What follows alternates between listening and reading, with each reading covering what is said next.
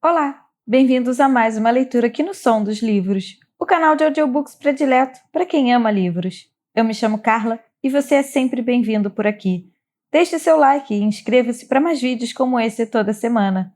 Hoje vamos ler A Maldição do Mar, de Shea Earnshaw. Primeira parte. O Mar.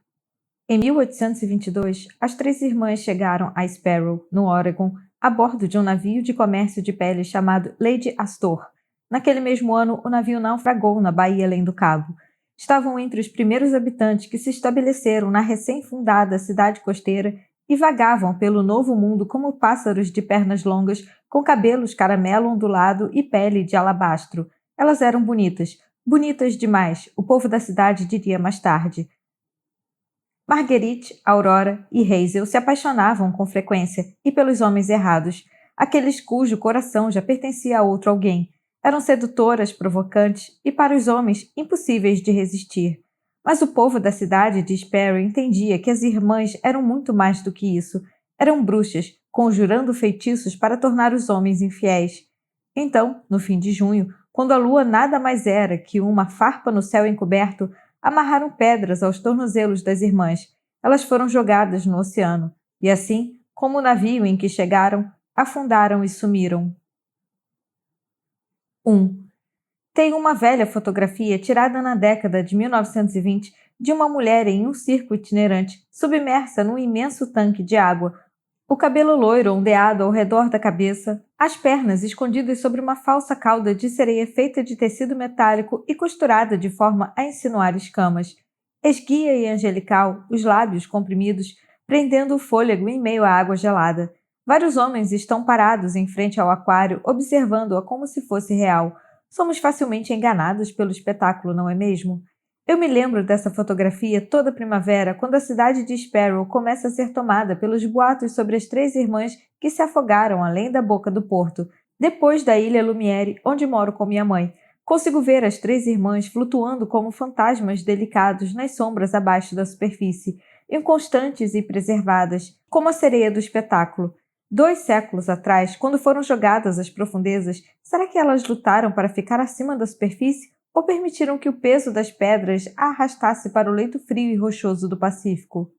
Uma névoa matinal sombria e úmida desliza pela superfície do oceano entre a ilha Lumiere e a cidade de Sparrow.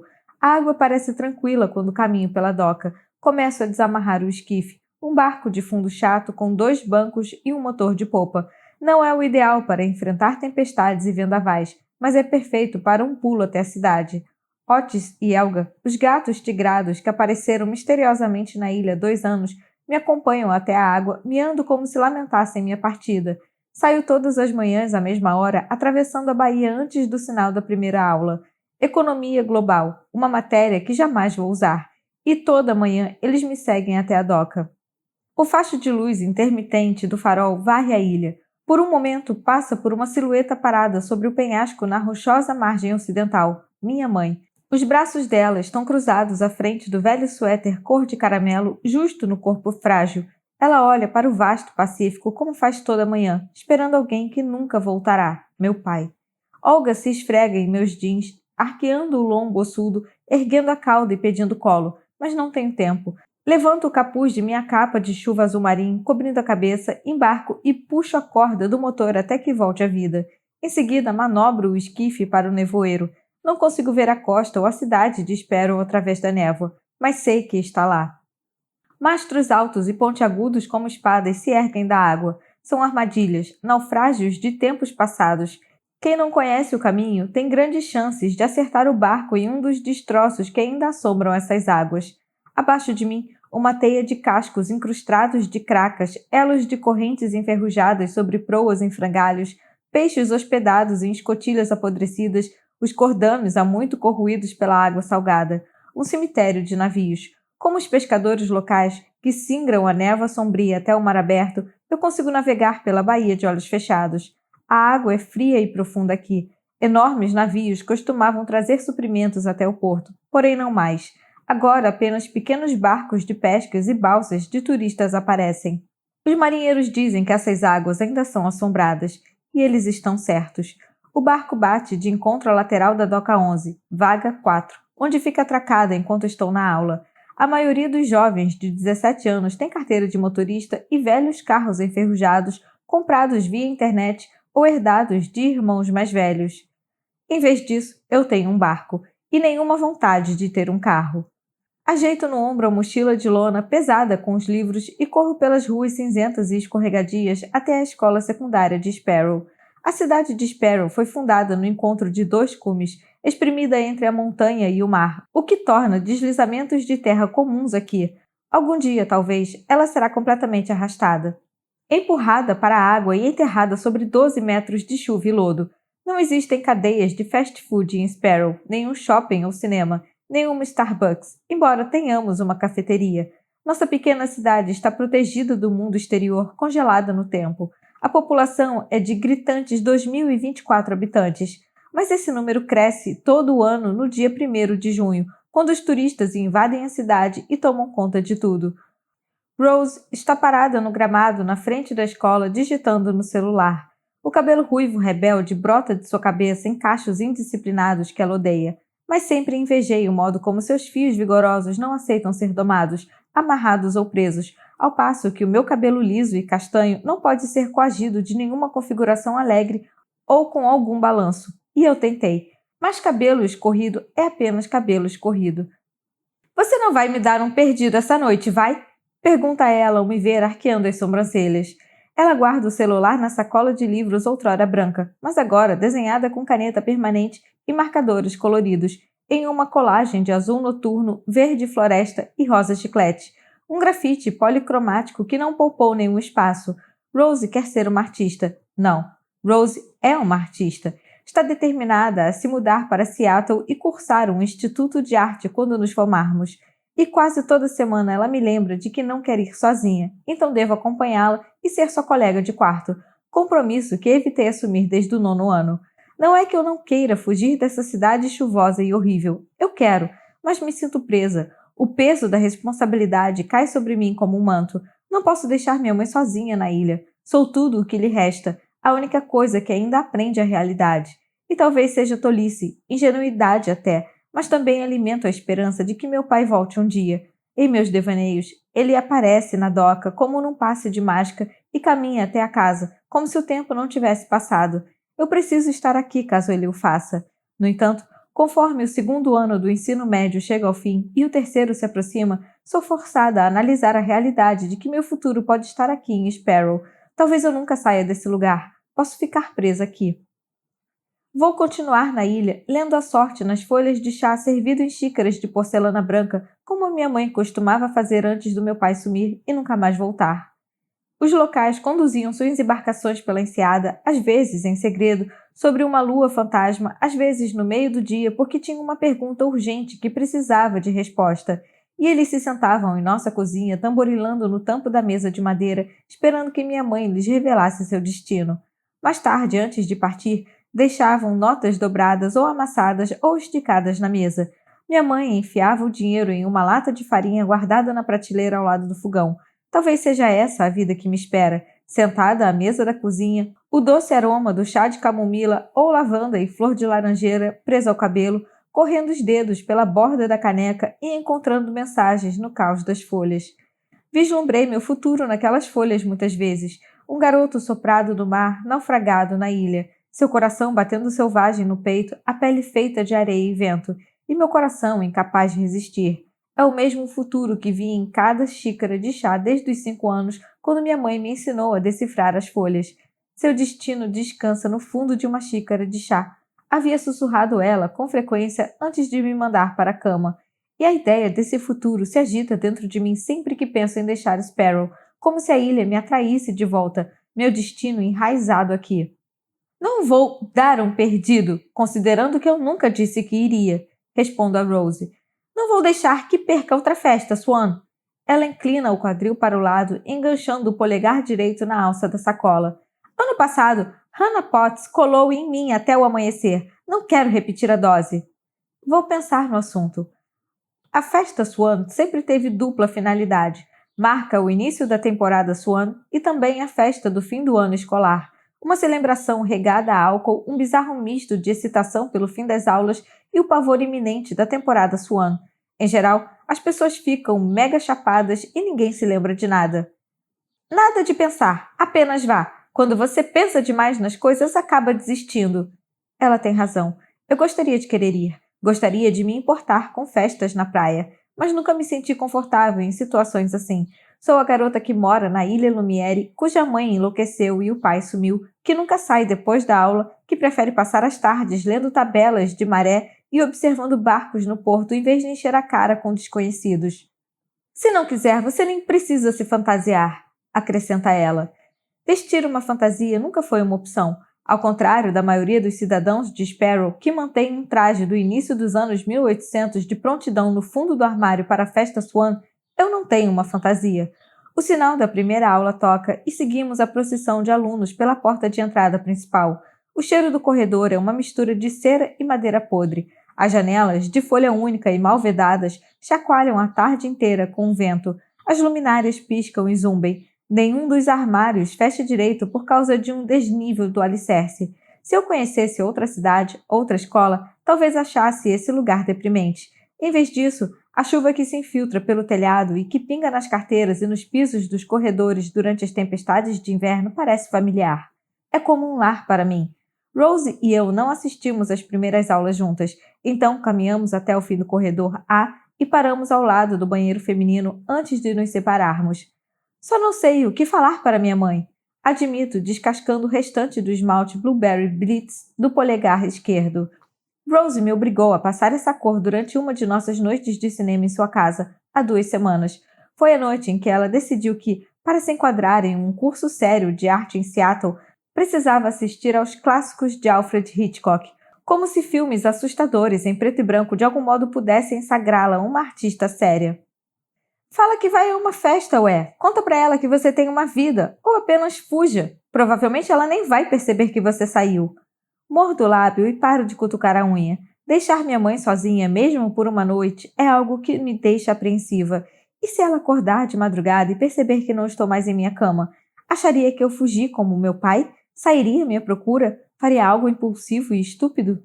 Seja como for, ela está presa naquela ilha, completa Rose. Para onde iria? Não é como se ela fosse se jogar no oceano. Ela hesita e nós nos encaramos. Ela se jogar no oceano é precisamente meu medo. O que eu estou querendo dizer é que nada vai acontecer se você a deixar por uma noite, e você vai estar de volta logo após o amanhecer. Olho para o outro lado do corredor, para a porta da sala de minha aula do primeiro tempo, Economia Global, onde quase todo mundo já está em seus lugares. O Sr. Granton, parado ao lado de sua mesa, batuca com a caneta em uma pilha de papéis, esperando o último sinal tocar. Por favor, implora Rose.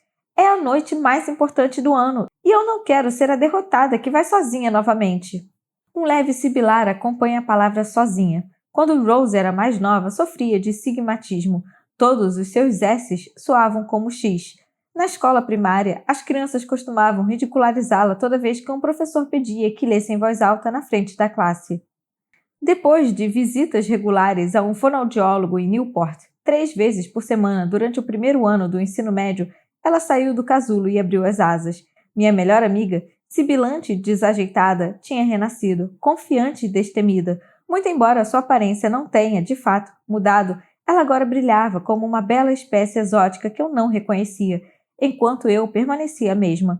Tenho a impressão de que algum dia não vamos saber dizer por que somos amigas. Ela vai voar para longe como um pássaro de cores vivas que esteve preso na parte errada do mundo, e ficarei para trás, penas cinzentas, pesadas, sem asas. Tudo bem, respondo, sabendo que, se eu perder outra festa Swan, ela pode me deserdar como sua única amiga. Rose abriu um enorme sorriso. Graças a Deus! Pensei que teria que sequestrá-la e arrastá-la até aqui. Ela ajeita a alça da sacola no ombro. Vejo você depois da aula, diz e dispara pelo corredor assim que o último sinal toca pelos alto-falantes de metal no teto. Hoje temos apenas meio período, primeiro e segundo tempos, porque é o último dia de aula antes das férias de verão. Amanhã é o 1º de junho. Apesar de a maioria das escolas não começar o recesso de verão tão cedo, a cidade de Sparrow iniciou a contagem regressiva há meses. Cartazes anunciando festivais em homenagem às irmãs Swan já tinham sido pendurados e espalhados pela praça da cidade e sobre vitrine de lojas. A temporada de turistas começa amanhã. Com ela, uma onda de forasteiros e a abertura da sinistra e mortal tradição que assola Sparrow desde 1823. Desde que as três irmãs Swan se afogaram em nosso porto. A festa de hoje à noite marca o início da temporada que vai trazer muito mais do que apenas o dinheiro dos turistas. Vai trazer lendas, especulações e dúvidas quanto à história da cidade. E como sempre, todo ano e sem falta, também vai trazer morte. Uma canção.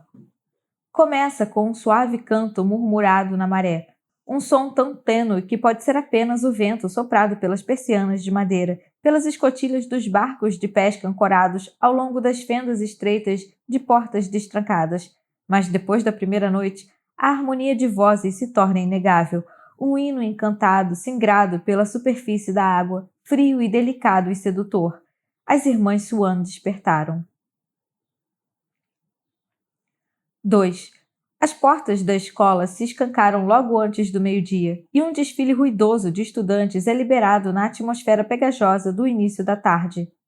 Gritos e urros empolgados ecoam pelo pátio da escola, espantando as gaivotas pousadas no muro de pedra que delimitam o gramado da frente. Apenas metade da turma de formandos se deu ao trabalho de aparecer para o último dia de aula. Aqueles que o fizeram rasgam páginas dos cadernos e deixam o vento levá-las, uma tradição que marca sua alforria do ensino médio.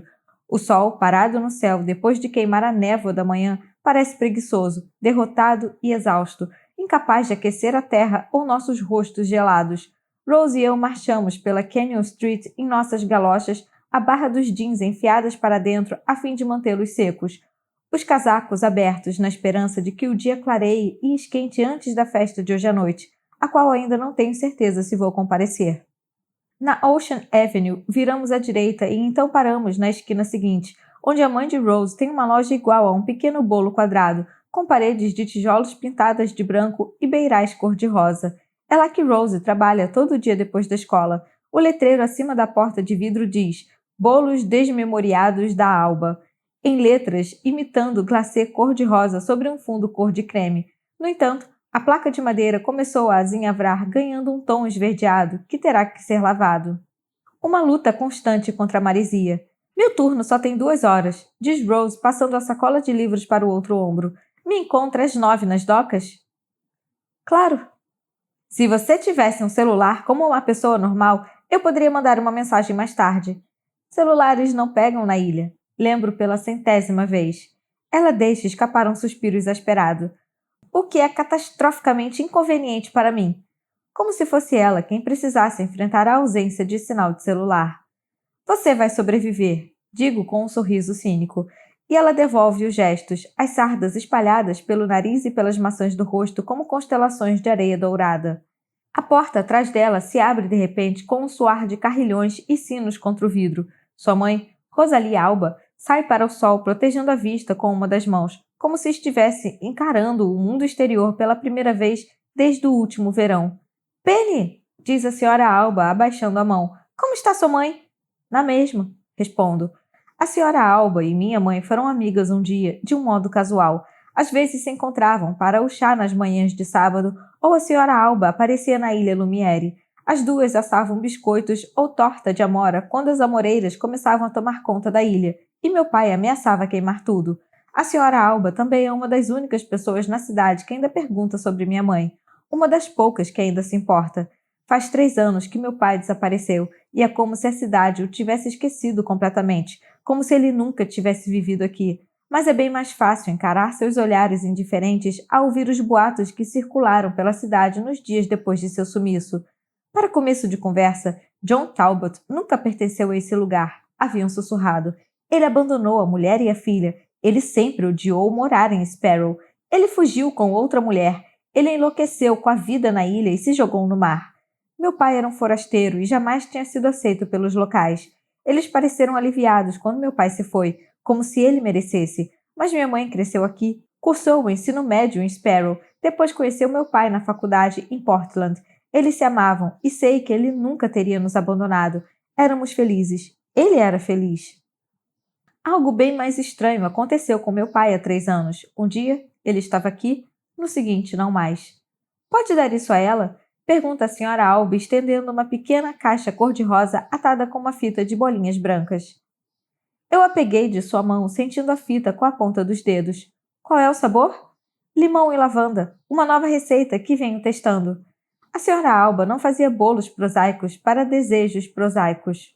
Seus pequenos bolos desmemoriados eram concebidos para fazer qualquer um se esquecer da pior coisa que já havia lhe acontecido, para apagar memórias ruins. Não estou convencida de que funcionem de verdade, mas o pessoal da região e os turistas de verão devoram os pequenos bolos como se fossem um antídoto potente, um remédio para um pensamento indesejado. A senhora Potts, que mora em uma casa estreita na Alabaster Street, afirma que depois de comer um bolo de chocolate com manjericão e figo, não conseguia mais se lembrar do dia que o cachorro do seu vizinho, Wayne Bailey, mordeu sua panturrilha e a fez sangrar, deixando uma cicatriz que parece um raio. E o Sr. Riviera, o carteiro da cidade, alega que só se recorda de modo vago do dia em que a mulher o deixou por um bombeiro que vive em Chestnut Bay, a 1 hora de carro ao norte. Ainda assim, acredito que isso se deva apenas ao monte de xícaras de açúcar e aos sabores peculiares dos bolos da senhora Alba que, por um breve instante, não permitem que a pessoa pense em outra coisa além da rusticidade da lavanda misturada à acidez do limão. Nem mesmo as piores memórias conseguem aflorar diante disso. Quando meu pai desapareceu, a senhora Alba começou a mandar para minha mãe todo o sabor imaginável de bolo, tortas de limão e framboesa, espesso e avelã, algas e coco, na esperança de que pudessem ajudá-la a esquecer o que aconteceu, mas nada penetrou sua dor. Uma nuvem carregada não era facilmente levada pelo vento. Obrigada, agradeço, e a senhora Alba abre o seu sorriso largo. Seus olhos refletem calor, gentileza. Sempre me senti reconfortada por ela. A senhora Alba é espanhola, mas o marido é um verdadeiro irlandês nascido em Dublin. Para o desespero dela, Rose conseguiu herdar todos os traços do pai. Vejo você às 9, diga Rose me despedindo. A senhora Alba e ela somem dentro da loja para assar todos os bolos desmemoriados possíveis antes da chegada dos turistas em ônibus lotados, amanhã de manhã. A véspera do início da temporada Swan sempre me pareceu penosa, como uma nuvem escura que não consigo espantar. A noção do que está por vir, a morte que ronda a cidade, como se o destino arranhasse a porta de cada lar e loja, posso senti-la no ar, na espuma do mar, no espaço entre as gotas de chuva. As irmãs estão chegando. Todos os quartos das 3 pousadas de frente para a Bahia estão reservados pelas próximas 3 semanas até o fim da temporada Swan, que acontece à meia-noite do solstício de verão. Os quartos com vista para o mar custam o dobro daqueles voltados para a cidade. As pessoas gostam de abrir as janelas e ficar nas varandas para ouvir a canção das irmãs Swan soando no fundo da enseada. Um punhado de turistas adiantados já chegou a Sparrow, arrastando as bagagens para os saguões ou tirando fotos do porto. Estão nesse momento perguntando onde tomar o melhor café ou tigela de sopa. Em geral, o primeiro dia na cidade parece o mais gelado, um frio que penetra nos ossos e não se vai. Como a maioria dos habitantes da cidade, eu odeio essa época do ano, mas não é a onda de turistas que me incomoda, é a exploração, a especularização de uma temporada que é uma maldição para essa cidade. Na doca, joga a mochila em um dos bancos do esquife. Na tinta branca, ao longo da lateral a este bordo, há arranhões e moças que lembram o código Morse. Meu pai costumava pintar o barco toda a primavera, mas a tarefa vem sendo negligenciada nos últimos 3 anos. Às vezes me sinto como aquele casco, machucado e deixado para enferrujar desde que meu pai sumiu em algum lugar no mar. Coloco a pequena caixa de bolo no assento ao lado de minha bolsa e então dou a volta na proa, pronta para desamarrar o cabo do tirante, quando ouço um som oco de passos se aproximando às minhas costas. Ainda estou com a bolinha nas mãos quando noto um garoto parado a alguns metros, segurando o que parece ser um pedaço de papel amassado. Seu rosto está parcialmente escondido pelo capuz do moletom e uma mochila pesa em seus ombros. Estou procurando Penny Talbot, diz ele, a voz como água gelada de torneira, o maxilar contraído. Me disseram que poderia achá-la aqui. Eu me endireito tentando ver seus olhos, mas há uma sombra cobrindo a metade superior do seu rosto.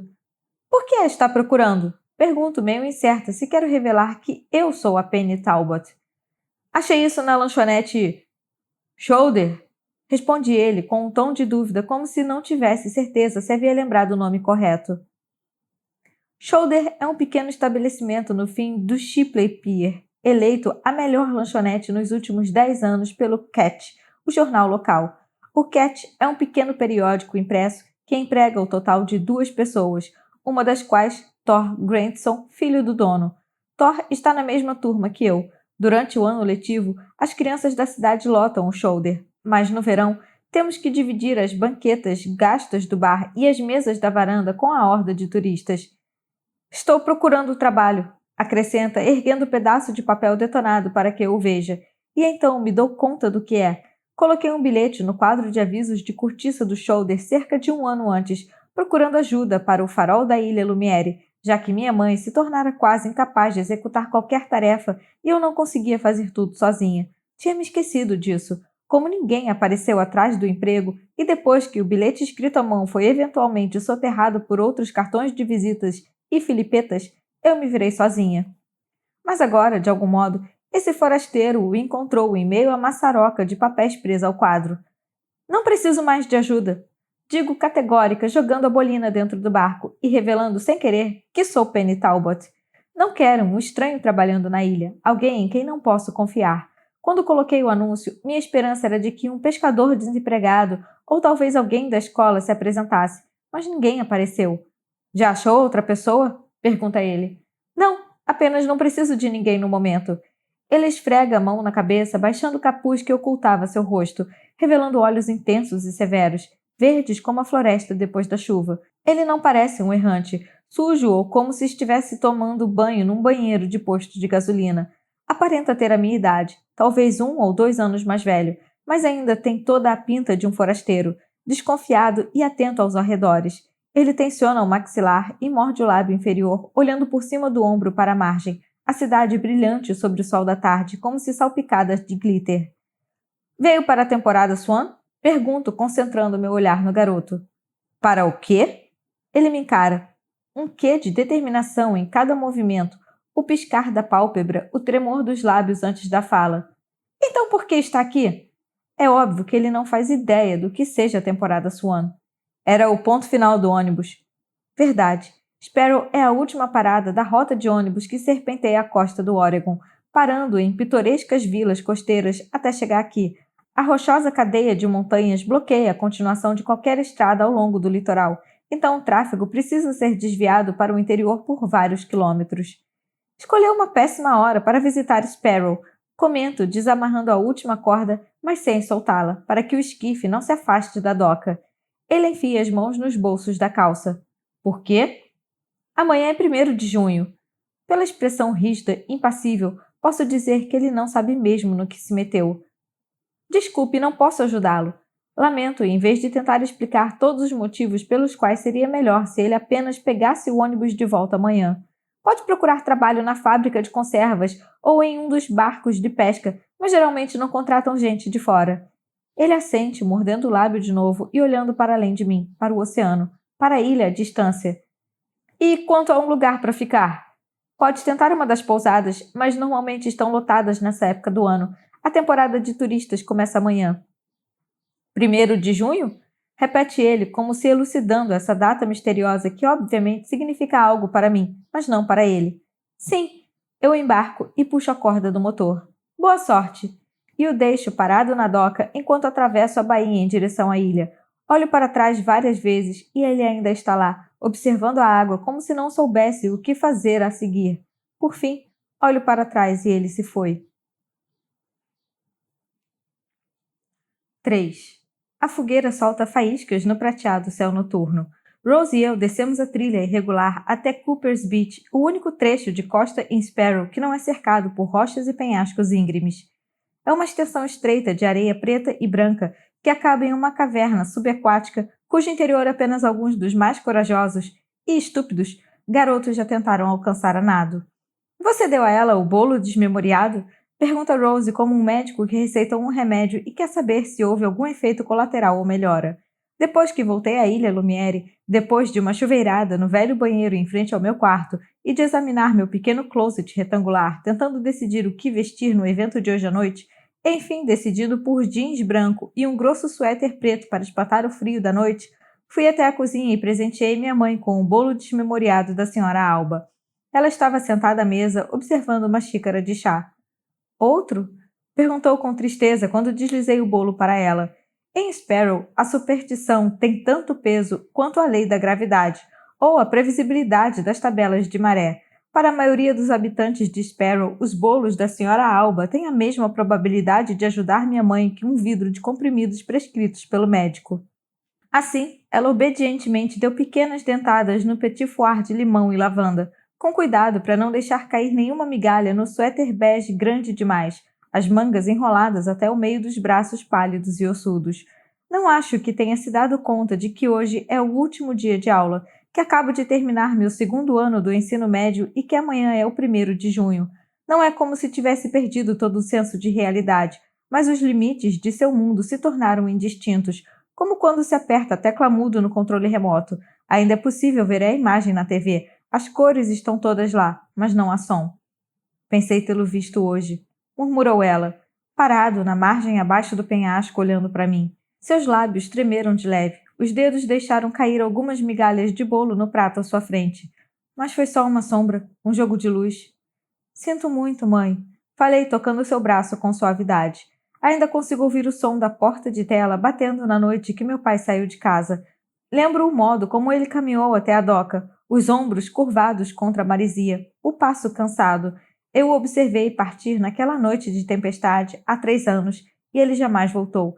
Simplesmente sumiu da ilha. Seu veleiro ainda estava ancorado, a carteira no aparador ao lado da porta da frente. Nem um sinal, nem um bilhete, nenhuma pista. Às vezes eu também acho que o vejo. Comentei tentando consolá-la, mas ela apenas olhava o bolo à sua frente, a expressão suave e distante enquanto comia os últimos pedaços em silêncio. Sentada ao seu lado à mesa da cozinha, não pude evitar e me vi em minha mãe. O cabelo castanho liso e comprido, os mesmos olhos azuis fluidos e a trágica pele pálida, que raramente via o sol naquele lugar lúgubre. No entanto, enquanto ela é refinada e graciosa, com braços de bailarina e pernas de gazela, sempre me senti trôpega e desajeitada. Quando era mais nova, eu costumava andar curvada, tentando parecer mais baixa que os meninos da minha turma. Ainda hoje, com frequência, me sinto uma marionete cujo titereiro puxa todas as cordas erradas, de modo que me atrapalho e tropeço e tateio desajeitada à frente. Não acredito que bolo vá curá-la, respondo a Rose enquanto caminhamos pela trilha ladeada por grama seca e silvas. A lembrança do sumiço do meu pai está tão enraizada em sua mente que nenhuma dose de remédio vai arrancar. Bem, acho que minha mãe ainda não desistiu. Hoje mesmo estava falando de uma nova receita misturando pólen de abelha e prímula que ela considera capaz de desfazer a pior das memórias. Finalmente chegamos à praia e Rose passa o braço pelo meu, nossos pés chutando areia conforme abrimos caminho até a fogueira. A maioria das garotas usa vestidos decotados e longos com vários babados e fitas presas ao cabelo. Até Rose veste um, verde pálido feito de renda chiffon, que varre a areia quando ela se move, arrastando pedaços de gravetos e conchas. Olivia Green e Lola Artus, melhores amigas e rainhas da elite de Sparrow, estão dançando do outro lado da fogueira quando chegamos. As duas estão nitidamente chapadas, o que não é surpresa para ninguém. O cabelo de ambas tem o mesmo tom preto gótico, a franja curta e dramática, pintado e cortado há apenas 2 semanas para a temporada Swan. Em geral, suas madeixas são longas, onduladas e loiríssimas. Com certeza voltarão a ser assim quando a temporada Swan chegar ao fim e elas não sentirem mais necessidade de se vestir como a morte. Mas Olivia e Lola amam a encenação, amam se produzir, amam ser o centro das atenções em qualquer evento. Ano passado, elas colocaram piercings no nariz para desafiar os pais. O de Olivia é um ponto prateado na narina esquerda, o de Lola, uma argola na direita, e as unhas estão pintadas no mesmo tom macabro de preto, um perfeito complemento para o cabelo.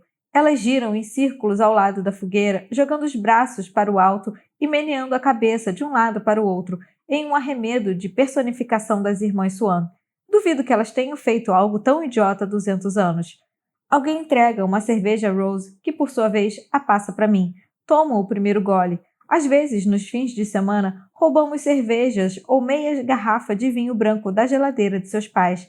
Então ficamos altinhas enquanto nos esticamos no chão do seu quarto ouvindo música. Atualmente música country, a nossa mais recente obsessão. e folheando o último anuário, especulando sobre quem vai pegar quem esse ano e quem pode ser possuído por uma irmã Swan no verão. Tomo um gole e esquadrinho a multidão em busca de rostos conhecidos, à procura de meus colegas de classe desde a escola primária.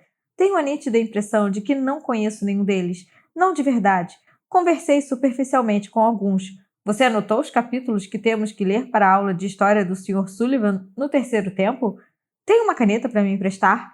Tem um carregador de celular que eu posso usar? Mas chamar qualquer um de amigo seria um exagero, uma mentira deslavada. Talvez seja, em parte, porque sei que a maioria vai deixar a cidade eventualmente. Eles vão para a faculdade viver vidas bem mais interessantes que a minha. Somos apenas navios de passagem. Não faz sentido selar amizades fadadas ao fracasso. E embora Rose não esteja propriamente galgando os degraus da hierarquia social de Sparrow, ela pelo menos se esforça para parecer sociável. Rose sorri para as pessoas nos corredores e conversa com seus vizinhos de armário. Esse ano, Gigi Kline, capitã das animadoras de torcida de nosso esforçado time de basquete, até a convidou para um teste. Elas foram amigas no ensino fundamental. Melhores amigas, na verdade. Mas as amizades são as mais fluidas na escola primária. Nada soa tão definitivo. E apesar de não serem mais tão próximas, Rose e Gigi permaneceram amigáveis, um tributo à natureza amável de Rose. As irmãs Swan! Grita alguém. E a porra de outro ano da escola! Braços se erguem, segurando latas de cerveja e copos vermelhos, e um coro de urros e assovios se faz ouvir pela praia. A música começa a tocar de um rádio equilibrado sobre um dos troncos perto da fogueira. Rose pega de volta a cerveja e me dá uma garrafa maior. Whisky. Passa de mão em mão pela multidão. É horrível, confessa, o rosto ainda contraído. Em seguida ela sorri, erguendo uma sobrancelha para mim. Entorno um rápido gole da bebida escura. O álcool queima a minha garganta e faz os pelos dos meus braços se arrepiarem. Passo a garrafa para a pessoa à minha direita, Gigi Kline. Ela sorri, não para mim, mas para a garrafa quando a pega de minha mão. Então a leva à boca, tomando um gole bem maior do que eu jamais conseguiria. Depois enxuga os perfeitos lábios cor de coral antes de passar a garrafa para a garota à sua direita. Faltam 2 horas para meia-noite, anuncia um garoto do outro lado da fogueira, e uma nova onda de urros e gritos ecoa pelo grupo. E aquelas 2 horas passam em uma névoa de fumaça da fogueira e mais cervejas e provas de uísque, que queimam menos e menos a cada gole. Não tinha planejado beber, ou ficar bêbada, mas o calor se espalha por todo o meu corpo, me deixando descontraída e leve. Quando nos damos conta, Rose e eu estamos dançando alegremente na companhia de pessoas com quem nunca falamos, que, em geral, nunca falam conosco. Quando falta menos de 30 minutos para meia-noite, o grupo começa a cambalear pela praia até a beira d'água. Algumas poucas pessoas, muito bêbadas ou muito entretidas na conversa para deixar a fogueira, ficam para trás, mas o restante de nós se reúne em uma espécie de procissão. Quem é corajosa o bastante para ser a primeira? Desafia Davis MacArthur, bem alto para todo mundo ouvir. O cabelo loiro e arrepiado, afastado da testa, as pálpebras pesadas, como se estivesse prestes a tirar uma soneca. Um burburinho de vozes furtivas corre a multidão e algumas poucas garotas são empurradas de brincadeira, os pés mergulhando até o tornozelo no oceano, antes de fugirem de volta, como se alguns centímetros de água fossem suficientes para que as irmãs Swan roubassem seus corpos humanos. Eu vou, responde uma voz musical. Todo mundo vira o pescoço para ver de quem se trata. Olivia Green dá um passo adiante, rodopiando de modo que o vestido amarelo gira ao seu redor como uma sombrinha. Está nitidamente bêbada, mas o grupo a encoraja. Ela faz uma reverência como se cumprimentasse seus fãs ardorosos antes de virar o rosto para a enseada negra e plácida. Sem precisar ser pressionada, ela se enfia no mar salgado com os braços estendidos. Quando a água chega à sua cintura, Olivia dá um mergulho pouco gracioso que parece mais uma barrigada. Ela desaparece por meio segundo, depois volta à superfície, rindo loucamente. O trágico cabelo preto colado ao rosto como algas marinhas. A multidão aplaude. Lola entra na água até os joelhos, chamando Olivia de volta ao raso. De novo, Davis MacArthur convoca voluntários. Dessa vez há apenas um ligeiro intervalo antes que uma voz grite: Eu vou! Desvia o olhar para a esquerda, de onde Rose saiu da multidão em direção à água. Rose! Vocifera estendendo a mão e segura o seu braço. O que está fazendo? Dando um mergulho. Não, você não pode. Nunca acreditei nas irmãs Swan mesmo, diz ela com uma piscadela, e o grupo a afasta de mim, guiando Rose em direção ao oceano gelado. Ela abre um sorriso franco enquanto caminha pelo mar, ultrapassando Olivia. A água mal chega à sua cintura quando ela mergulha e desliza sobre a superfície. Uma ondulação se espraia atrás de Rose, e todo mundo na praia fica em silêncio. O ar se contrai em meus pulmões. A superfície da água serena, e até Olivia, ainda até a canela na água, se vira para olhar, mas Rose não reaparece. 15 segundos se passam. 30. Meu coração esmurra o peito em dolorosa certeza de que algo não está certo. Abro caminho pela multidão, subitamente sóbria, esperando o cabelo ruivo de Rose romper a superfície, mas não se nota nem mesmo uma brisa, nem mesmo uma tremulação. Dou um único passo na direção da água. Preciso ir atrás dela. Não tenho escolha. De repente, sobre a pálida meia-lua, estilhaçando a calma, ela brota da água, emergindo vários metros à frente de onde mergulhou. Solta um suspiro trêmulo de alívio e a multidão irrompe em uma ovação coletiva, erguendo os copos como se estivesse acabado de testemunhar um feito impossível. Rose boia de costas e gira os braços sobre a cabeça em um catavento fluido, nadando em direção à margem, despreocupada, como se estivesse em uma piscina. Fico na expectativa de que Davis MacArthur provoque mais alguém para o mergulho, mas o grupo ficou agitado e as garotas agora saltitam pela água rasa sem entrar. As pessoas deitam na areia, algumas tomando cerveja por um furo na lata, outras dando piruetas desleixadas até a água. Rose, enfim, chega à praia. Tento alcançá-la, mas vários caras do último ano se reuniram ao redor dela, dando um toca aqui e lhe oferecendo cervejas. Eu me separo do grupo. Ela não devia ter feito aquilo. Não devia ter entrado na água. Foi arriscado. Meu rosto está em brasa enquanto a observo enxugar os braços de modo displicente, satisfeita consigo mesma, sorrindo para o amontoado de garotos que manifestaram um súbito interesse nela. O luar traça um caminho até a praia e me afasto da balbúrdia da festa. Não muito, apenas o bastante para recuperar o fôlego. Bebi demais e o mundo está começando a zumbir, a crepitar e a sair do eixo. Penso em meu pai desaparecido em uma noite em que não havia lua para iluminar o caminho, nem uma estrela para guiar sua volta no escuro. Se houvesse luar, talvez ele tivesse retornado para nós. Cogito voltar para a marina, abandonando a festa e retornando à ilha, quando ouço uma respiração pesada e os passos trôpegos de alguém cambaleando na areia atrás de mim. Ei! Chama uma voz. Dou meia volta e vejo Lon Whittamer, um dos notórios baladeiros de Sparrow High, bamboleando em minha direção como se eu bloqueasse seu caminho. Oi! Respondo baixinho, tentando me desviar para que ele possa retomar sua caminhada bêbada até a praia. Você não é a Pérola? Pergunta ele. Não! Páprica! Ele ri e joga a cabeça para trás, os olhos castanhos fechando de leve antes de se concentrarem em mim novamente. Não conta! Eu vou me lembrar! Continua, com um dedo em riste, como se para me impedir de revelar meu nome antes que ele tenha tempo de adivinhar por conta própria. Priscila! Piton! Está apenas chutando coisas que começam com a letra P. Não estou com disposição para isso. Só quero ficar sozinha. Penny! Grita ele, me interrompendo. Recuo um passo quando ele se inclina para a frente, exalando um hálito de álcool e quase caindo em cima de mim. Seu cabelo castanho escuro está colado à testa e os seus olhos estreitos parecem incapazes de focar, piscando a cada poucos segundos. Ele veste uma camiseta laranja neon estampada com palmeiras e flamingos. Lon gosta de usar camisas havaianas detestáveis em tons tropicais berrantes, com aves exóticas, abacaxis e dançarinas de hula. Acho que começou como piada, ou talvez um desafio no primeiro ano do ensino médio, e então o estilo se tornou sua marca registrada. Faz com que ele pareça um octogenário em eternas férias na cidade de Palm Springs. Como tenho certeza que Lon nunca pisou em Palm Springs, a mãe deve encomendar as camisas online, e essa noite ele está usando uma das mais feias. Gosto de você, Penny. Sempre gostei, balbucia. É mesmo? Sim, você é meu tipo de garota. Duvido, você nem mesmo sabia meu nome há 2 segundos. Os pais de Lon Whittamer são donos da única grande mercearia da cidade, Lon's Grocery, que batizaram em sua homenagem. E Lon é conhecido por ser um completo babaca narcisista. Ele se considera um conquistador, um autoproclamado Casanova, apenas porque pode oferecer às namoradas descontos em itens de maquiagem da exígua seção de cosméticos da loja dos pais.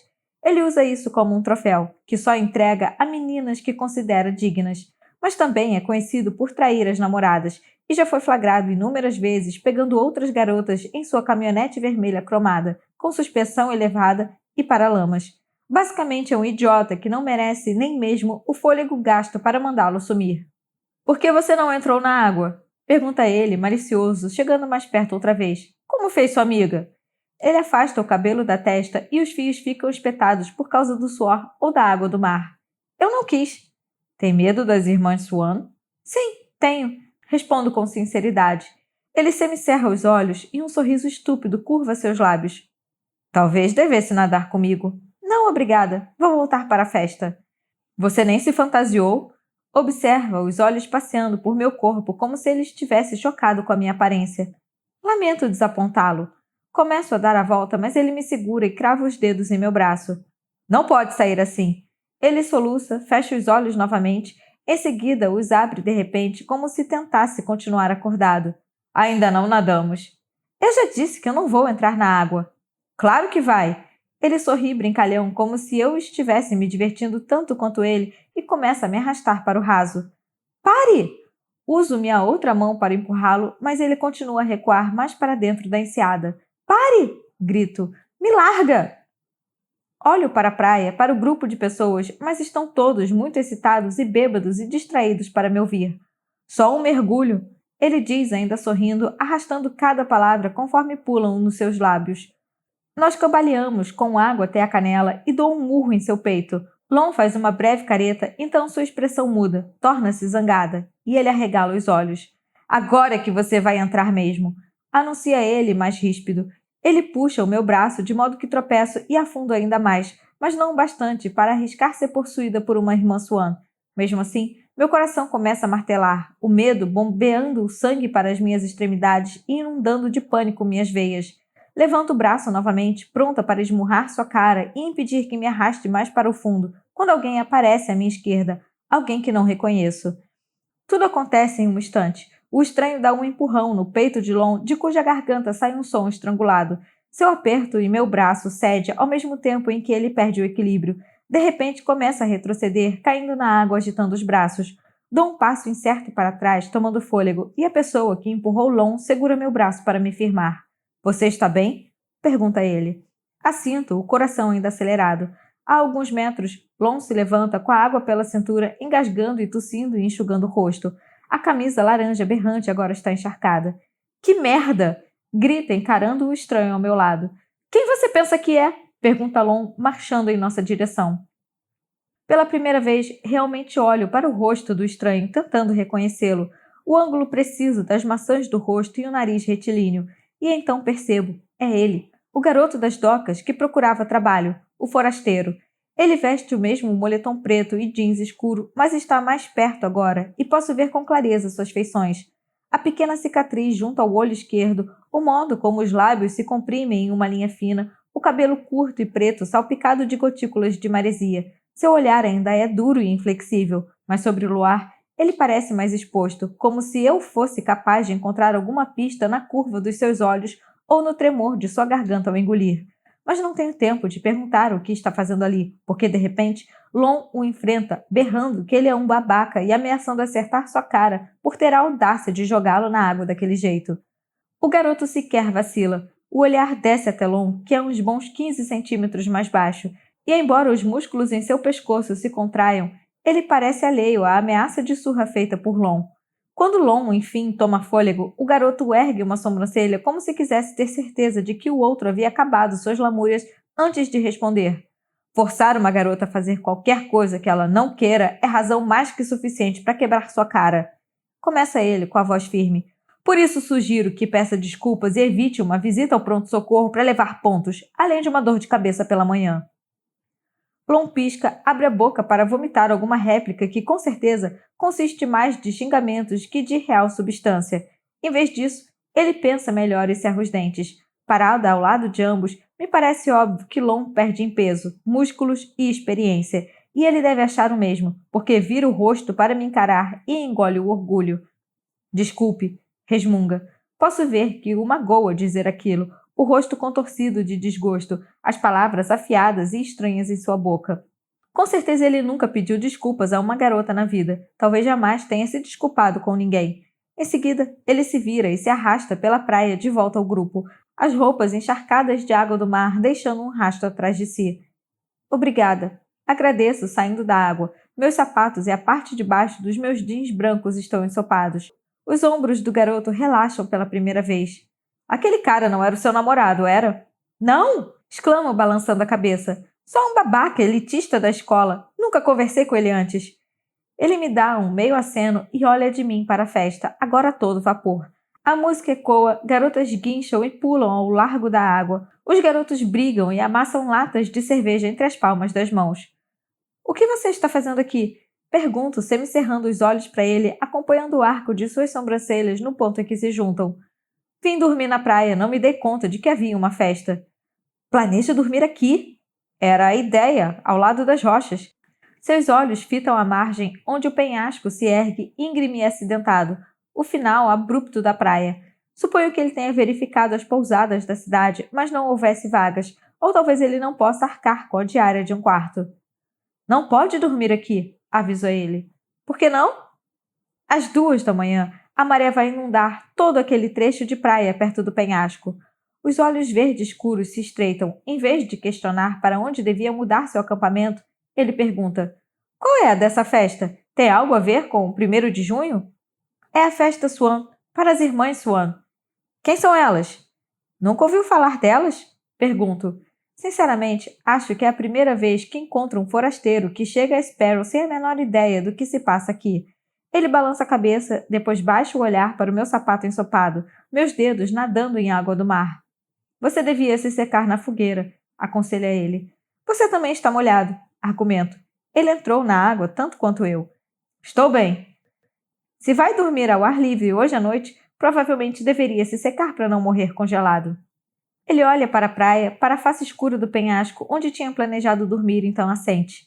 Juntos, seguimos para a fogueira. É tarde. Todos estão bêbados. As estrelas dançam e saem de alinhamento acima, se reconfigurando. Minha cabeça lateja, a pele coça com o sal. Nós nos sentamos em um tronco vago. Eu desamarro os sapatos, apoiando o par no anel de pedras que circunda a fogueira. Meu rosto recebe o bem-vindo calor do fogo e meus dedos formigam quando o sangue volta a circular por meus pés. As labaredas lambem o céu, lambem minhas palmas. Obrigada de novo. Agradeço olhando para ele, diz Gelha, por me salvar. Acho que eu estava no lugar certo na hora certa. A maioria dos caras por aqui não é tão cavalheiresca. Esfrego as palmas tentando aquecê-las, meus dedos congelados até os ossos. A cidade vai ter que homenageá-lo com um desfile. Pela primeira vez ele abre um sorriso largo e verdadeiro, um brilho suave nos olhos. Os requisitos para heróis nessa cidade devem ser mínimos. Não, só gostamos muito de desfiles. De novo ele sorri. E significa algo, não sei o que, mas ele me intriga. Esse forasteiro, esse garoto que me olha de canto de olho que parece familiar e original ao mesmo tempo. Na beira d'água, posso ver Rose ainda conversando com 3 garotos que manifestaram um súbito interesse em minha amiga depois de seu mergulho, mas pelo menos ela está segura e fora do oceano. Metade das pessoas voltou para perto da fogueira e cervejas são passadas de mão em mão. Minha cabeça ainda parece mareada de tanto uísque, então pouso a cerveja na areia entre meus pés. Qual o seu nome? Pergunto ao garoto enquanto ele toma um longo gole de sua cerveja. Bo. Ele segura a lata na mão direita de forma displicente, casual, descomprometida. Não parece ansioso nesse ambiente festivo desconhecido, em uma nova cidade, cercado por estranhos, e ninguém parece achar que ele não se enquadra. Sou Penny, digo encarando os seus olhos tão verdes que é difícil desviar o olhar. Depois, torcendo o cabelo por sobre o ombro para espremer o excesso de água salgada das pontas, pergunto: Quantos anos você tem? 18. Junto as mãos entre os joelhos, a fumaça da fogueira sobe em torvelinho e a música continua a retumbar. Olivia e Lola tropeçam até o limite da fogueira, se abraçando e parecendo completamente chapadas. Aquelas são as irmãs Swan? Pergunta Bo. Olivia e Lola de fato se parecem, com o cabelo preto azeviche e os piercings combinando. Por isso entendo por que ele imagina que sejam parentes, mas solta uma risada curta. Não, só amigas. Enfio os dedos do pé direito na areia. As irmãs Swan estão mortas. Bo se vira para mim. Calma, não foi recente. Explico. Elas morreram há 2 séculos, afogadas na enseada. Afogadas por acidente ou de propósito? Olivia, que está parada do outro lado de Bo, solta uma risada alta e aguda. Ela deve ter ouvido a pergunta. Foi assassinato, responde ela por mim, olhando para Bo. Seus lábios, cor de coral, se curvam em um sorriso. Ela acha Bo um gato. Bem, quem não acharia? Não foi assassinato, retruca Lola, oscilando da esquerda para a direita. Foi uma execução. Olivia assente em concordância, em seguida olha para o lado oposto da fogueira. Davis! Chama ela. Conte a lenda! Davis MacArthur, abraçado a uma garota de cabelo curto escuro, sorri e se aproxima do fogo. É tradição contar a história das irmãs Swan, e Davis parece orgulhoso de ser o escolhido. Ele sobe em um toco vazio e olha para todos ao redor da fogueira. Há 200 anos? Começa ele com uma voz trovejante muito mais alta que o necessário. Comece do princípio, interrompe Lola. Estou começando, grita ele. Depois toma um gole de sua cerveja e lambe os lábios. As irmãs Swan, continua Davis, olhando para o grupo para ter certeza de que todos estão prestando atenção. Chegaram a Sparrow em um navio chamado... alguma coisa, não consigo lembrar. Ele ergue uma sobrancelha e sorri. Mas isso não tem importância. O que tem importância é... elas mentiram sobre quem eram. Não mentiram, contesta Gigi Klein. David faz uma careta com essa segunda interrupção. Todas as garotas mentem, diz ele piscando. Vários garotos em volta da fogueira riem, mas as garotas vaiam.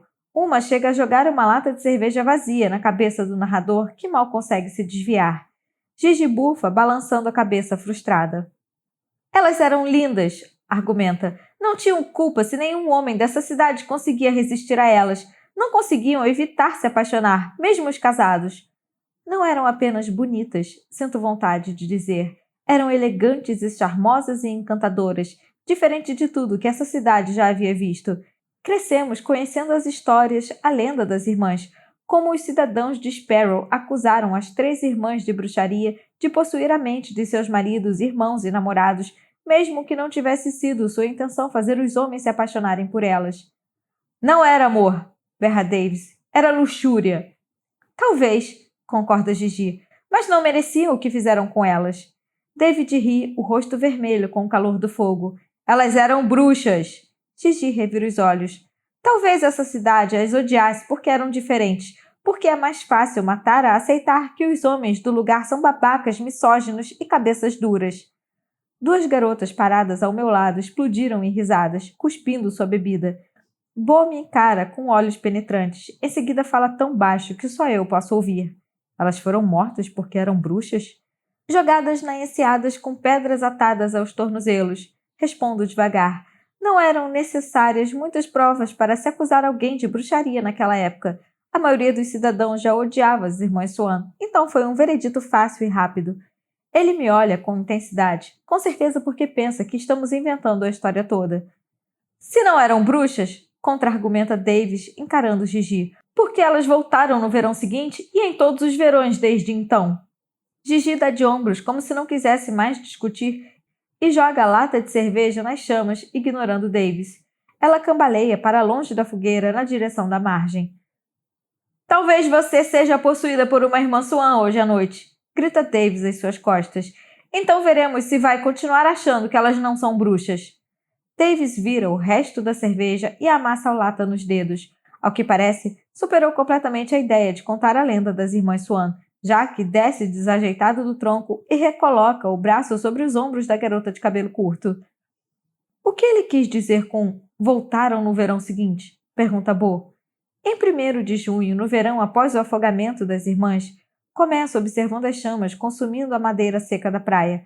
Os moradores de Sparrow ouviram um canto na enseada. As pessoas acharam que era fruto da imaginação, que eram as buzinas dos navios ecoando na superfície do oceano, ou as gaivotas gritando, ou um truque do vento. Mas nos dias seguintes, 3 garotas foram atraídas para a água, caminhando mar adentro até submergirem por completo. As irmãs Swan precisavam de corpos para habitar, e uma a uma, Marguerite, Aurora e Hazel Swan se esgueiraram de volta à forma humana, disfarçada como garotas locais, que emergiram da enseada. Abigail Cairns cambaleia até a fogueira, totalmente ensopada, o cabelo escuro, em geral cheio de frizz, alisado para trás pela água do mar. Ela se agacha tão perto do fogo quanto possível sem cair nas chamas. Isso explica as garotas encharcadas, argumenta Bo, olhando de Abigail para mim. Se tornou uma tradição anual. ver quem é corajosa o bastante para entrar no mar e correr o risco de ser possuída por uma das irmãs Swan. Já fez isso alguma vez? Mergulhar na água? Balanço a cabeça. Não. Então acredita que poderia mesmo acontecer? Que poderia ser possuída por uma das irmãs? Ele toma outro gole de cerveja, o rosto iluminado pela súbita explosão das labaredas quando alguém joga outro tronco nas brasas.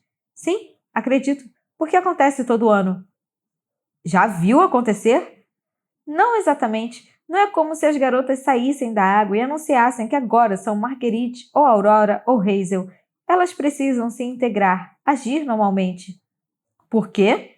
Porque não possuem os corpos apenas para se sentirem vivas de novo. Elas o fazem por vingança. Vingança contra quem? A cidade. Ele semicerra os olhos. A cicatriz embaixo do esquerdo se contrai. Em seguida ele pergunta a coisa óbvia. Que tipo de vingança?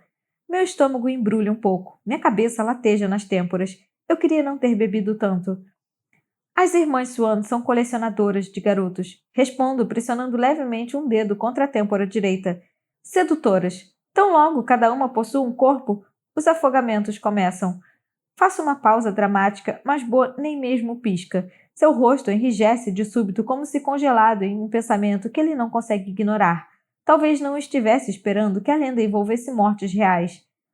Pelas 3 semanas seguintes, até a meia-noite do solstício de verão, as irmãs, disfarçadas de garotas locais, vão atrair garotos para a água e afogá-los na enseada. Estão colecionando suas almas, roubando-as, tomando os rapazes da cidade por vingança. Alguém à minha direita soluça, depois deixa cair a cerveja na areia perto dos meus pés, o líquido âmbar escorrendo para fora. Todo ano, garotos se afogam no porto. Acrescento, olhando para as chamas à frente. Mesmo que não acredite na lenda das irmãs Swan, você não pode ignorar a morte que ronda Sparrow por quase um mês a cada verão. Vi corpos de garotos sendo içados do mar. Assisti a minha mãe consolar mulheres de luto que a procuravam para ter a sua sorte lida, implorando por um modo de trazer os filhos de volta.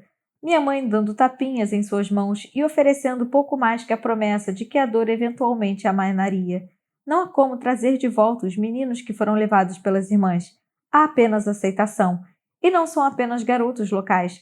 Turistas também são persuadidos a entrar na água. Alguns dos garotos ao redor da fogueira, cujos rostos estão corados por causa do calor e do álcool em sua corrente sanguínea, serão descobertos boiando de bruços, tendo bebido muito do mar.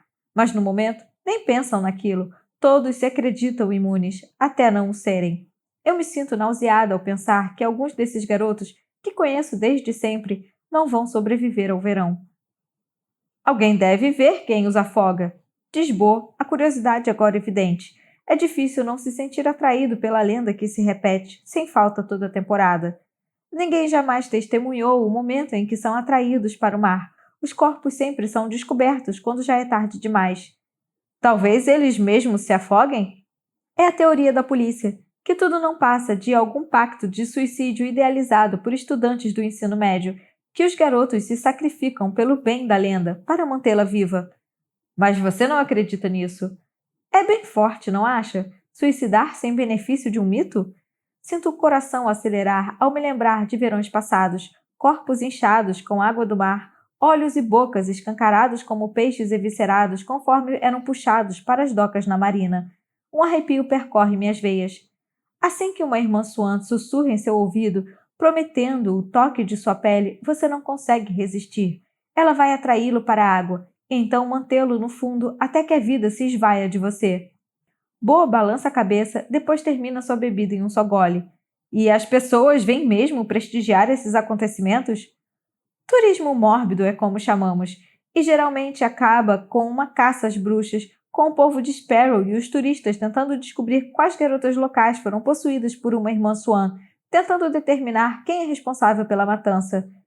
Não é perigoso especular sobre algo que não se pode provar? Exatamente, concordo. Nos primeiros anos após o afogamento das Swan, muitas garotas locais foram enforcadas sob a acusação de terem sido possuídas por uma das irmãs, mas obviamente não se enforcaram as garotas certas, já que, ano após ano, as irmãs ressurgiam. Mas se foi possuída por uma dessas irmãs, você não saberia? Não se lembraria? Quando tudo acabasse? Ele esfrega as mãos e as vira para a fogueira, mãos calejadas, ásperas. Pisco e desvio o olhar. Algumas garotas alegam ter uma recordação nebulosa do verão, de beijar muitos garotos e de nadar na enseada, ficar na rua até mais tarde. Mas podia ser apenas muito álcool no organismo e não uma irmã Swan. As pessoas acreditam que quando uma irmã Swan se aposta de um corpo, ela absorve todas as memórias da garota a fim de que essa continue com a vida normal, haja naturalmente, e ninguém desconfie de que não é ela mesma. Quando a irmã deixa o corpo, ela apaga todas as memórias que não quer que a hospedeira lembre. Elas precisam se misturar porque, se forem descobertas, a cidade pode fazer algo terrível apenas para acabar com a maldição. Como matá-las? Pergunta Bo. Seria a única maneira de impedir seu retorno ao mar. Respondo enterrando meus dedos na areia. Matar a garota que as irmãs incorporaram. Bo se inclina, encarando as chamas como se estivesse revisitando uma memória ou um lugar que não posso ver. E ainda assim, vocês celebram isso todo ano, diz ele se endireitando. Vocês se embebedam e nadam na baía mesmo sabendo o que está por vir? Tendo certeza que pessoas vão morrer, apenas aceitam isso? Entendo, porque parece estranho para ele, alguém de fora, mas é como sempre tem sido. É a penitência de nossa cidade, argumento. Afogamos 3 garotas no oceano há 2 séculos. Desde então, temos sofrido com isso a cada verão. Não podemos alterar o passado. Mas por que as pessoas não se mudam? Algumas o fizeram, mas as famílias mais antigas escolhem ficar, como se fosse uma obrigação que devem assumir. De repente, uma brisa suave sopra através do grupo e a fogueira crepita e cintila, mandando faíscas como vagalumes zangados para o céu. Está começando! Grita alguém da beira d'água e aqueles reunidos ao redor do fogo se dirigem à praia. Eu me levanto ainda descalça. Está começando? Pergunta Bo. A canção. 4. O luar cria um caminho misterioso até a linha d'água. Bo hesita ao lado da fogueira, as mãos nos joelhos, sua boca uma linha reta. Ele não acredita em nada daquilo, mas então se levanta, largando a lata de cerveja vazia na areia e se dirige à margem, onde as pessoas se amontoam. Várias garotas estão encharcadas, tremendo, o cabelo pingando nas costas. Shhh! Murmura uma delas, e o grupo cai em completo silêncio, todo mundo completamente imóvel. Alguns segundos se passam. Um vento frio corre pela água. Eu me pego prendendo a respiração. Todo verão é a mesma coisa. No entanto, eu escuto e aguardo como se estivesse prestes a ouvir pela primeira vez. Os primeiros acordes de uma orquestra, os segundos de antecipação antes do abrir das cortinas. E então, suave e lânguido como um dia de verão, o murmúrio de uma canção cujas palavras são irreconhecíveis. Alguns dizem que é francês. Outros acham que pode ser português. Mas ninguém jamais as traduziu porque não é uma linguagem real. É algo mais. O som serpenteia pelo oceano e penetra em nossos ouvidos. É gentil e sedutor como uma mãe sussurrando um conto de ninar para uma criança. E como um sinal, 2 garotas paradas perto da linha d'água avançam cambaleantes para o mar, incapazes de resistir. Um grupo de meninos vai atrás das 2 e as puxa para fora. O tempo para desafios acabou. Nada mais de instigar meninas a entrar na enseada. Nada mais de provocações para mergulhar até o fundo e voltar. De repente, o perigo se tornou bem real. O acalanto se enrola à minha volta. Dedos deslizam por minha pele e pela minha garganta, me provocando, implorando por uma resposta. Fecho os olhos e dou um passo adiante antes mesmo de me dar conta do que fiz. Mas a mão sólida e quente de Bo agarra a minha. Onde você vai? Pergunta Bo em um sussurro enquanto me puxa para o seu lado. Balanço a cabeça. Não sei. Ele não larga minha mão, apertando-a com mais força, como se temesse me soltar. Está mesmo ouvindo da água? Pergunta ele em voz baixa, ainda encarando o mar escuro e bravio, como se não acreditasse nos próprios ouvidos. Eu a sinto subitamente sonolenta. O álcool em meu organismo me deixou mole, mais suscetível ao chamado da canção. Agora você sabe por que os turistas vêm, para ouvir a canção das irmãs, para ver se é real. Respondo. O calor da sua palma pulsa contra a minha e me pego me inclinando em sua direção. Seu ombro firme é a âncora que me impede de desabar. Quanto tempo vai durar? Até que cada uma das irmãs tenha atraído uma garota até a água e tomado seu corpo. Cerro os dentes. Dia e noite, o oceano vai cantar. Às vezes leva semanas, outras apenas alguns dias. Todas as 3 irmãs poderiam encontrar corpos essa noite, se as garotas continuassem a entrar na baía. Isso assusta você? Percebo que somos as últimas pessoas a continuar na beira d'água. Todo mundo já voltou para a segurança da fogueira, longe da irresistível enseada, mas sua mão continua na minha, me mantendo ancorada à margem. Sim, admito, a palavra provocando um arrepio em minha espinha. Em geral, não venho à festa Swan, fico em casa e me tranco no quarto. Quando meu pai ainda estava vivo, ele passava a noite toda sentado em uma cadeira ao lado da porta da frente para se certificar de que eu não seria traída para fora do quarto, caso a tentação de um mergulho no mar fosse grande demais para resistir. Agora que ele se foi, durmo com fones de ouvido e um travesseiro sobre a cabeça toda noite até a canção cessar. Acredito que sou mais forte que a maioria das garotas, que não sou tão facilmente enganada pela voz etérea das irmãs.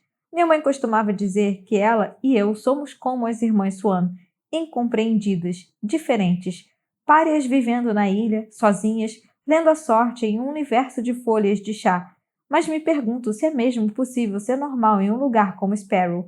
Talvez todos tenhamos alguma idiosincrasia, alguma estranheza que mantemos escondida, coisas sem explicação que testemunhamos, coisas que desejamos, coisas das quais fugimos.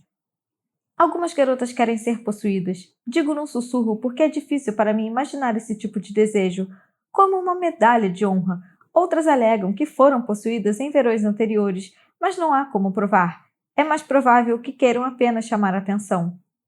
As irmãs Swan sempre roubaram os corpos de garotas de minha idade, a mesma idade que as irmãs tinham ao morrer, como se desejassem reviver aquele período de tempo, mesmo que momentaneamente. Bo inspira fundo, depois da meia volta e olha para a fogueira, onde a festa recomeçou com força total. O objetivo da noite é ficar acordado até o amanhecer para marcar o começo do verão, além de, no caso das garotas, sobreviver sem incorporar uma irmã Swan. Mas sinto a hesitação de Bo. Talvez ele tenha chegado ao limite. Acho que vou voltar ao acampamento e encontrar um novo lugar para dormir. Ele solta minha mão e esfrego as palmas, sentindo o calor residual. Uma espiral inquieta de calor serpenteia no centro do meu peito até as costelas. Ainda está atrás de trabalho? Pergunto. Ele comprime os lábios como se considerasse a pergunta saboreando-a na boca. Você estava certa sobre ninguém querer contratar um forasteiro. Bem, talvez eu estivesse errada sobre não precisar de ajuda. Suspiro. Talvez tenha dito isso por Bo ser de fora da cidade, como meu pai.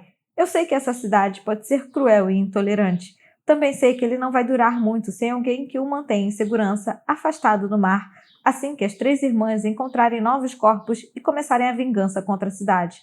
Ou foi apenas porque seria bom ter alguma ajuda com o farol. Não sei quase nada sobre Bo, mas ele parece que pertence ao lugar. E pode ser bacana ter mais alguém na ilha. Alguém com quem conversar. Alguém que não está lenta e insensivelmente enlouquecendo. Morar com a minha mãe é como morar com uma sombra. Não podemos pagar muito, mas inclui hospedagem e refeições grátis. Meu pai nunca foi declarado oficialmente morto, portanto não houve um cheque do seguro de vida nos esperando na caixa de correios. E pouco depois de seu sumiço, minha mãe deixou de ler folhas de chá, então o dinheiro parou de entrar. Felizmente, meu pai tinha algumas economias, bastante para que conseguíssemos sobreviver nos últimos 3 anos e provavelmente para nos manter por outros 2, até que precisemos encontrar uma fonte alternativa de renda. Bo coça a nuca, virando a cabeça um pouco de lado. Sei que ele não tem outras opções. Ainda assim, está analisando a proposta. Certo. Sem garantias de quanto tempo vou ficar. Fechado. Pego os sapatos perto da fogueira e encontro Rose conversando com Heath Belzer. Vou para casa, aviso, e ela estende a mão para pegar o meu braço. Não! Protesta ela com uma pronúncia arrastada e exagerada. Fica mais um pouco. Se quiser vir comigo, acompanho você até sua casa, digo. Ela mora a apenas 4 quarteirões da praia, mas é longe o suficiente para que eu não a queira caminhando sozinha no escuro, ainda por cima bêbada. Posso levá-la? Oferece Heath. Então encaro as feições suaves e agradáveis do seu rosto, sorriso fácil, olhos escuros, cabelo castanho avermelhado sempre caído na testa, de modo que ele fica constantemente tirando-o dos olhos. Heath Belzer é fofo e adorável, embora as linhas do seu rosto lhe emprestem um quê de meio bobo. Ele é um dos bons. Tem 4 irmãs mais velhas que já se formaram e saíram de Sparrow, mas durante toda a vida foi conhecido como Baby Health, o moleque que era espancado por garotas durante toda a infância. Uma vez eu o vi salvar um gaio azul que ficou preso no laboratório de ciências da escola. Helt passou todo o horário do almoço tentando capturá-lo. Depois, finalmente, o libertou por uma janela aberta. Não vai se esquecer dela? Pergunta Helt. Vou me certificar de que ela chegará em casa, responde ele, me olhando direto nos olhos. Eu prometo. Se algo acontecer a ela, aviso. Nada vai acontecer comigo, resmunga Rose, apertando minha mão e me puxando para um abraço. A gente se fala amanhã, sussurra ela em meu ouvido, o hálito impregnado de uísque. Tudo bem. E nada de mergulhos. Nada de mergulhos, ela repete alto, erguendo a cerveja no ar, e um coro ecoa pelo grupo conforme todo mundo começa a gritar em uníssono. Nada de mergulhos! Nada de mergulhos! Nada de mergulhos! Enquanto Bo e eu caminhamos até a falésia para pegar sua mochila, posso ouvir esse refrão se misturando ao canto de vozes distantes soprado pela maré crescente. Otis e Helga estão esperando na doca quando eu manobro o esquife devagar ao longo do cais e desligo o motor. Atravessamos a baía no escuro, sem nem mesmo um facho de luz para marcar o caminho através dos naufrágios. O convite murmurado das irmãs Swan deslizando languidamente sobre a água, de modo que nos sentimos engolidos pela canção. Amarro as cordas ao poste, depois paro para acariciar as costas esguias de cada gato, ambos um pouco úmidos e provavelmente insatisfeitos com o meu retorno tardio. Vocês esperaram a noite toda? Sussurro para os dois. Em seguida, ergo a cabeça para ver Bo saltando para a doca, a mochila em uma das mãos. Ele olha para o alto, estudando o farol. O feixe de luz nos ilumina por um instante antes de prosseguir sua marcha contínua sobre o Pacífico. No escuro, a Ilha Lumiere parece sinistra e macabra, um lugar de fantasmas e espaços cheios de musgo, onde marujos mortos há muito tempo certamente assombram os juncos e as árvores castigadas pelo vento. Mas não é a ilha que a pessoa deve temer, são as águas que a circundam. Não é tão assustadora a luz do dia, asseguro. Enquanto digo isso, passo pelo velho veleiro do meu pai, o Canção do Vento, oscilando do outro lado da doca de madeira, velas recolhidas, inalterado pelos últimos 3 anos. Meu pai não batizou o barco. Já se chamava assim quando ele o comprou, 10 anos antes, de um homem que o atracava em um pequeno porto ao sul de Sparrow. Mas o nome Canção do Vento sempre parecera apropriado, considerando as vozes que se erguiam do mar a cada verão. Otis e Alga correm atrás de mim, e Bo os acompanha. A ilha tem o formato de uma meia-lua com um lado liso voltado para a costa e o oposto curvado pelas inúmeras ondas que quebram contra as suas margens. Minha mãe e eu moramos em um sobrado azul ciano perto do farol, mas há uma série de prédios espalhados pela ilha, construídos e demolidos e alterados ao longo dos anos. Existe um galpão para lenha e outro para ferramentas. Tem uma estufa muito abandonada e 2 chalés para hóspedes. O chalé do velho pescador e o chalé da âncora.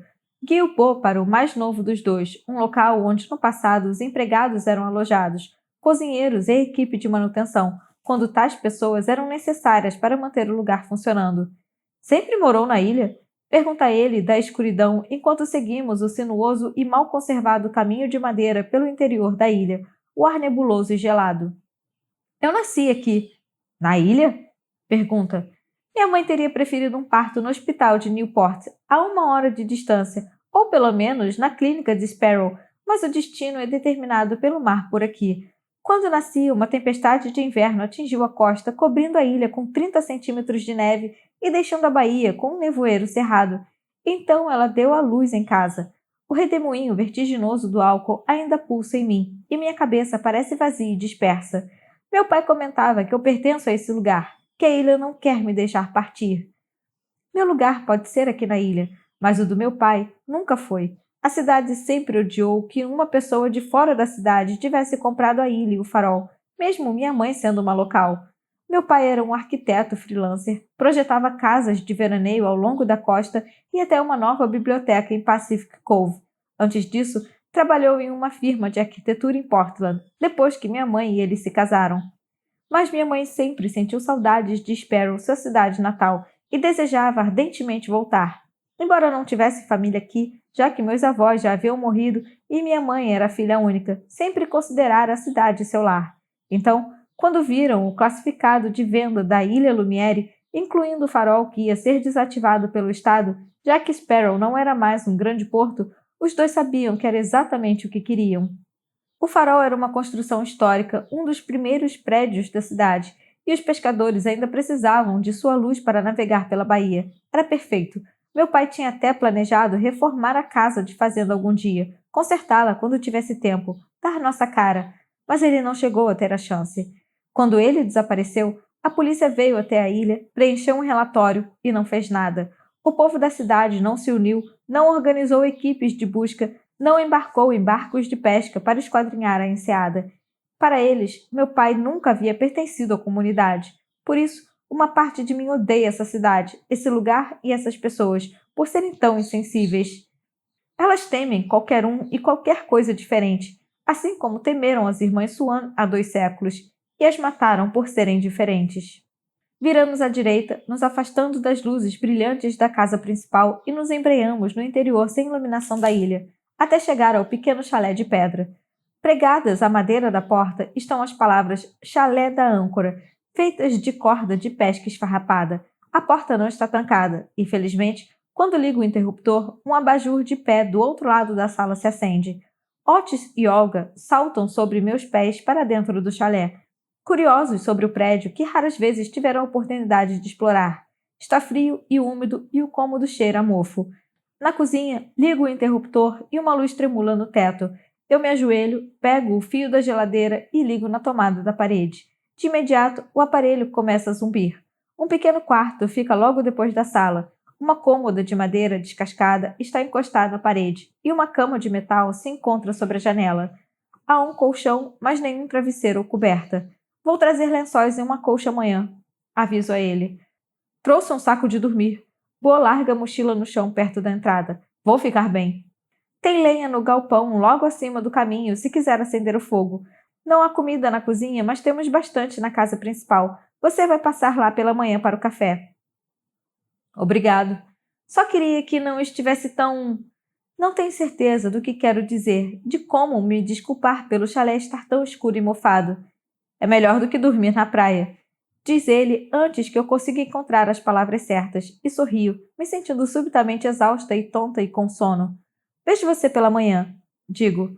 Boa não responde, mesmo tendo ficado calada por um instante a mais, achando que talvez o fizesse. Então dou meia volta, a cabeça rodando e saio. Otis e Olga me seguem, e nos arrastamos pela encosta até a casa principal, onde deixei a luz da varanda dos fundos acesa. Inscreva-se no canal Som dos Livros para não perder a continuação desse audiolivro. Fim da primeira parte do livro A Maldição do Mar, de Shea Earnshaw.